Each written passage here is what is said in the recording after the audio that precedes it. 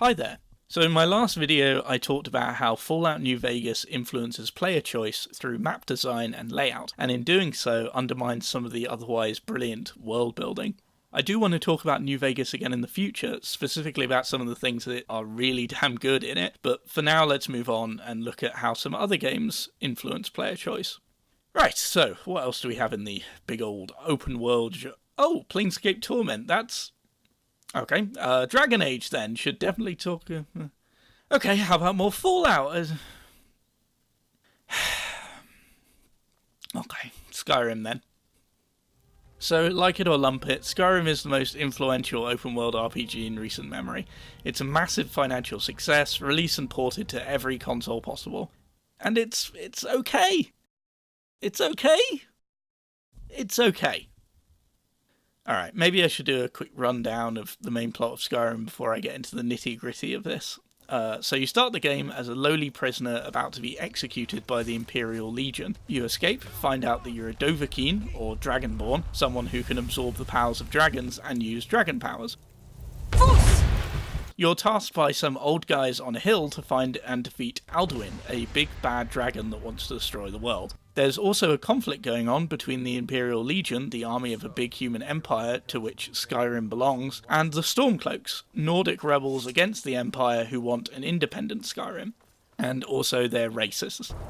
Hey, maybe the reason these Greyskins don't help in the war is because they're Imperial spies. Which is a bit awkward. You have to resolve their civil war before completing the main plot for largely arbitrary reasons. Eventually, you defeat the dragon with the help of an Elder Scroll, go on a trip through the afterlife, and save the world.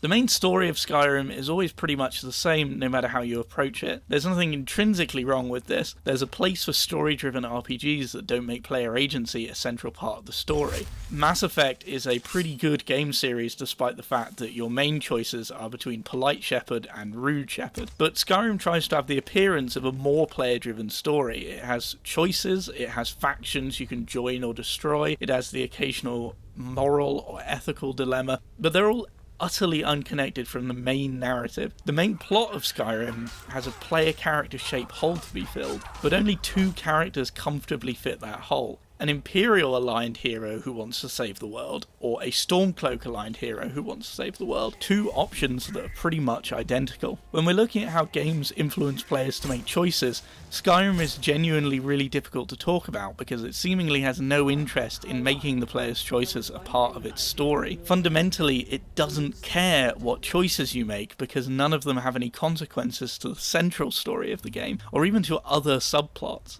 They can't have consequences because they didn't make allowances for that. It's possible to do almost every conceivable faction questline in one playthrough, making a character who's a crime boss, master assassin, werewolf hero, grand mage, Dovahkiin dragon slayer. This is even baked right into the game mechanics. You could spend half the game focusing on stealth and archery, and then one day you're like, actually, fuck bows, I want to be the Axeman now.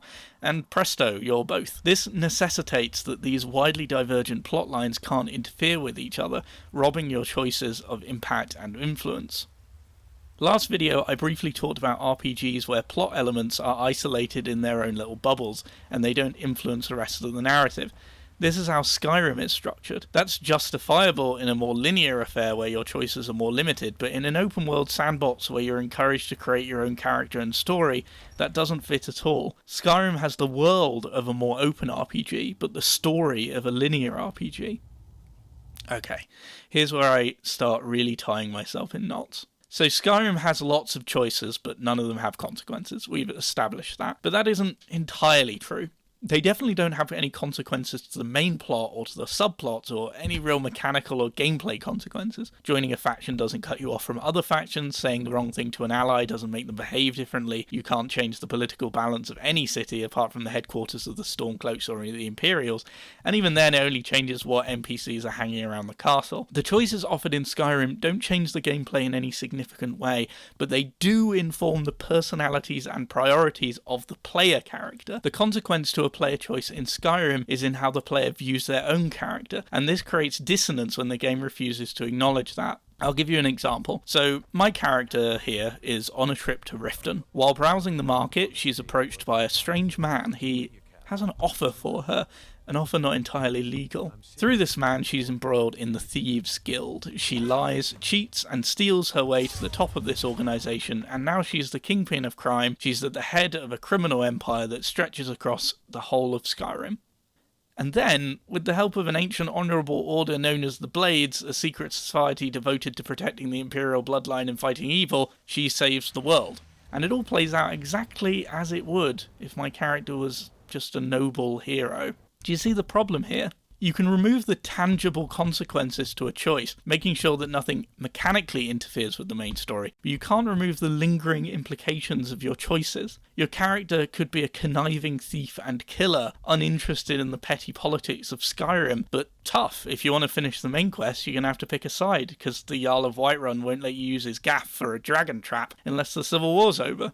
One could easily come up with a version of this which better fits my character's story. She's rejected by the Blades for being a skeevy criminal, but one of her flunkies approaches her and says, "Here, boss, the dragons are messing up business, and some of the guys in the bar were saying they saw you using this weird dragon power. Do you think you could fix this so business can get back on track?" But of course, because my character could also be the Grand Mage of the magic school, the main story can't be constructed this way. To me, the best way to play Skyrim is just to completely ignore the main plot and get stuck into the world building and role playing. But even the excellent world building is hampered by the paper-thin, consequence-free nature of pretty much everything. It's a shame that the misguided attempt to strip every possible action of their deeper consequences puts the labour of making a character who has actual influence in the world onto the player's imagination. Skyrim isn't a terrible game, but to me it's a disappointing one, which fails to live up to the potential of these kind of open-world RPGs.